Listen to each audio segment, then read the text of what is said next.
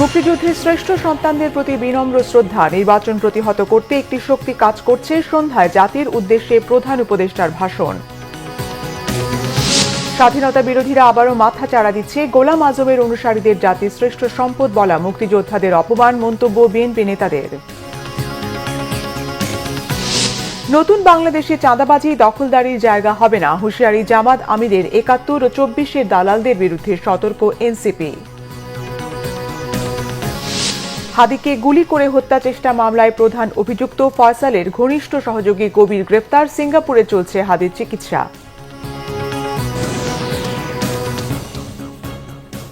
দেখছিলেন crown cement সংবাদ শিরোনাম, এবারে বিস্তারিত।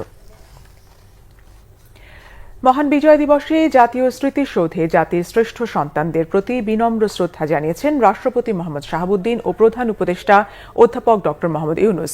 পরে তথ্য উপদেষ্টা সৈয়দা রেজওয়ানা হাসান বলেন, ৫৪ বছর পর গণ অভ্যুত্থান প্রমাণ করে ৭১-এর বিশ্বাস রাষ্ট্র পূরণ করতে পারেনি। ভোট শান্তিপূর্ণ ও সুষ্ঠু হবে জানিয়ে তিনি বলেন, একটি শক্তি তা ব্যাহত করার চেষ্টা করছে, সরকার তাদের মোকাবেলা করছে। আরও জানাচ্ছেন জাহাঙ্গীর আকন্দ, ছবি তুলেছেন জাহাঙ্গীর আলম। মহান বিজয় দিবসে ভোরের আলো ফোটার সাথে সাথে জাতির বীর শহীদদের প্রতি শ্রদ্ধা জানাতে সাভারের জাতীয় স্মৃতিসৌধে হাজির হন রাষ্ট্রপতি মোহাম্মদ শাহাবুদ্দিন। এ সময় জাতির শ্রেষ্ঠ সন্তানদের প্রতি শ্রদ্ধা জানান রাষ্ট্রপতি।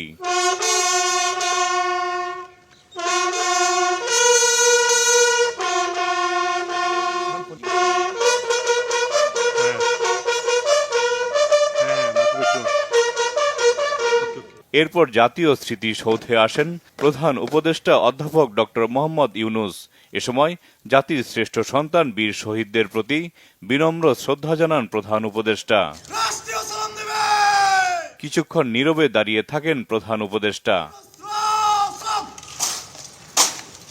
এ সময় তিন বাহিনীর প্রধান, উপদেষ্টাগণ, প্রধান বিচারপতি, বিদেশি কূটনীতিক, উচ্চপদস্থ সামরিক কর্মকর্তা এবং সরকারের উচ্চপদস্থ কর্মকর্তারা উপস্থিত ছিলেন। পরে আগত অতিথিদের সাথে শুভেচ্ছা বিনিময় করেন প্রধান উপদেষ্টা।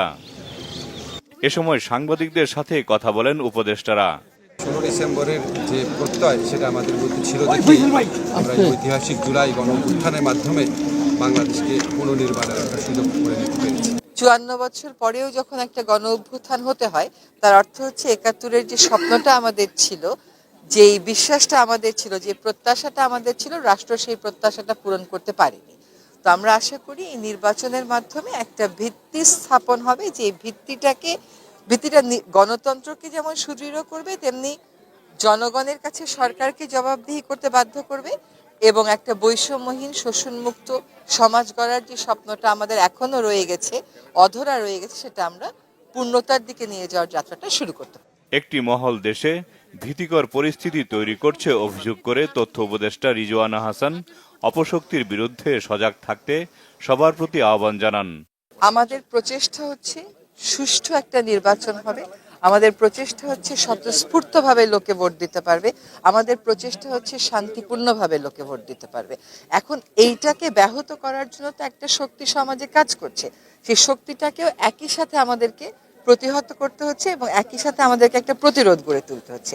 রাষ্ট্রপতি ও প্রধান উপদেষ্টা শ্রদ্ধা নিবেদনের পর সর্বসাধারণের শ্রদ্ধা নিবেদনের জন্য উন্মুক্ত করে দেওয়া হয় জাতীয় স্মৃতিসৌধ। ৫৪ পেরিয়ে ৫৫-তে পা রাখল প্রিয় বাংলাদেশ। একটি অসাম্প্রদায়িক ও গণতান্ত্রিক বাংলাদেশের জন্য জীবন দিয়েছিলেন জাতির শ্রেষ্ঠ সন্তানেরা, কিন্তু ৫৪ বছর পরও সেই কাঙ্ক্ষিত গণতন্ত্র অধরাই থেকে গেছে। আগামী জাতীয় নির্বাচনের মাধ্যমে গণতন্ত্রের পথে বাংলাদেশ নতুন করে যাত্রা শুরু করবে, এমনটাই প্রত্যাশা সবার। জাহাঙ্গীর আকন্দ, বাংলাভিশন, সাভার স্মৃতিসৌধ, ঢাকা। মহান বিজয় দিবস উপলক্ষে আজ সন্ধ্যা ৬টায় জাতির উদ্দেশ্যে ভাষণ দেবেন প্রধান উপদেষ্টা ডক্টর মোহাম্মদ ইউনুস। প্রধান উপদেষ্টার প্রেস উইং থেকে পাঠানো এক সংবাদ বিজ্ঞপ্তিতে এই তথ্য জানানো হয়েছে। ভাষণে মহান বিজয় দিবস, দেশের সাম্প্রতিক রাজনৈতিক পরিস্থিতি, জাতীয় নির্বাচন সহ নানা বিষয় উল্লেখ থাকবে। এদিকে বিজয় দিবস উপলক্ষে দেয়া বাণীতে প্রধান উপদেষ্টা নতুন বাংলাদেশ গড়ার প্রত্যয় ব্যক্ত করেন। এবার বিজয় দিবস হোক জাতীয় জীবনে ঐক্যবদ্ধ হওয়ার নতুন দিন, সবাইকে ঐক্যবদ্ধ থাকার আহ্বানও জানান প্রধান উপদেষ্টা।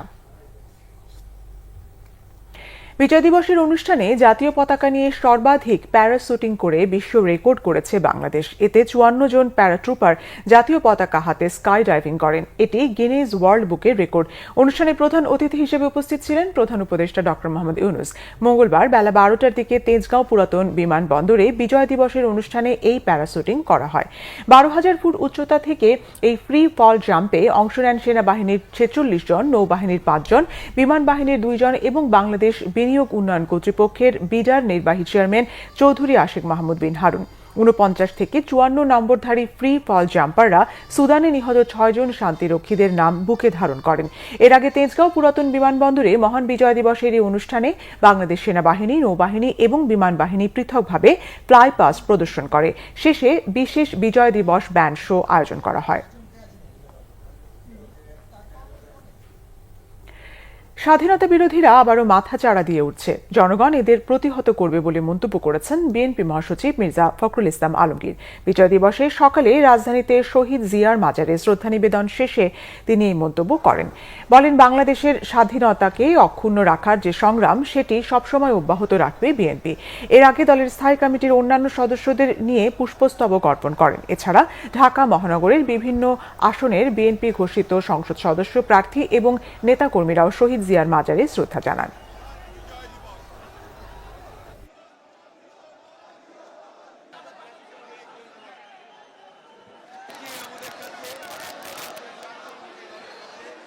আজকে স্বাধীনতার শত্রুরা যারা স্বাধীনতার বিরুদ্ধে সেরা অবস্থা নিয়েছিল, আজকে তারা আবার মাথা চাড়া দিয়ে উঠতে চায়।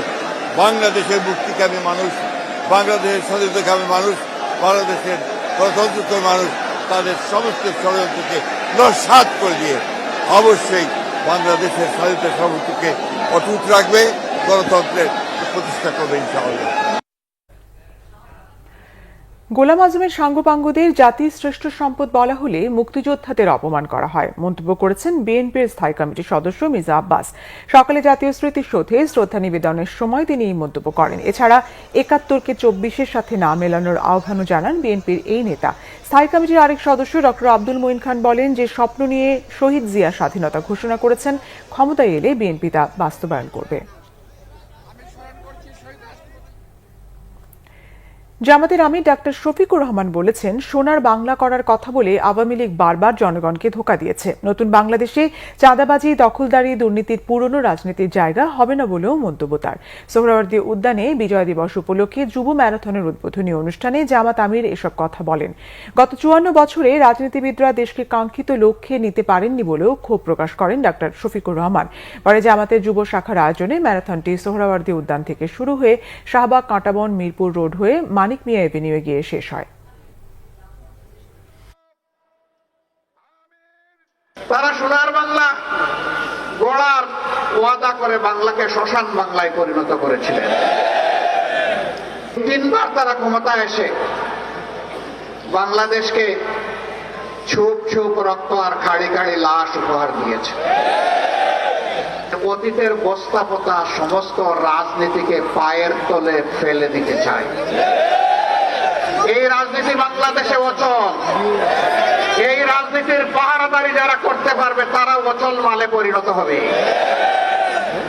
এখন বাংলাদেশে নতুন রাজনীতি করতে হবে, যেই রাজনীতি হবে দুর্নীতির বিপক্ষে, যেই রাজনীতি হবে চাঁদাবাজদের বিপক্ষে, যেই রাজনীতি হবে দখলবাজদের বিপক্ষে, এই রাজনীতি হবে মামলাবাজদের বিপক্ষে। জাতীয় নাগরিক পার্টির আহ্বায়ক নাহিদ ইসলাম জানিয়েছেন, 71 ও 24-এর দালালদের বিরুদ্ধে ঐক্যবদ্ধ আছেন তারা। সকালে জাতীয় স্মৃতিসৌধে জাতির সূর্য সন্তানদের প্রতি শ্রদ্ধা নিবেদন শেষে কথা জানান তিনি। বলেন, 54 বছরে বারবার জনগণের সাথে প্রতারণা করা হয়েছে। সাম্য ও মানবিক মর্যাদার পরিবর্তে দেশে ফ্যাসিবাদ প্রতিষ্ঠা করা হয়েছিল। সেই ফ্যাসিস্ট শক্তি এখন দেশকে অস্থিতিশীল ও নির্বাচন বানচালের চক্রান্ত করছে। নাহিদ ইসলাম বলেন, হাদির উপর হামলাকারীদের এখনো গ্রেফতার করতে পারেনি সরকার। পুলিশের উপর নির্ভরশীল হয়ে থাকলে জীবন নিরাপদ থাকবে না বলে মন্তব্য করেন তিনি। জাতীয় নির্বাচনের দিন গণভোটে হ্যাঁ এর পক্ষে গণজোয়ার তৈরিতে এনসিপি প্রার্থীরা কাজ করবেন বলেও জানান নাহিদ ইসলাম।